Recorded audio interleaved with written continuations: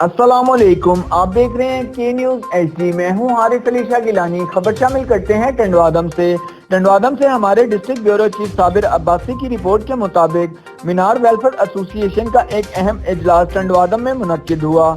इजलास की सदारत सैयद अशरफ अली शाह ने की। इजलास में मजलिस अशूरा के मेंबर मोहम्मद नईम, मंजूर अहमद, फैसल शेख, ताहिर शाह, अरशद, शौकत अली, सलीम मदनी समेत बरादरी के सैकड़ों लोगों ने शिरकत की।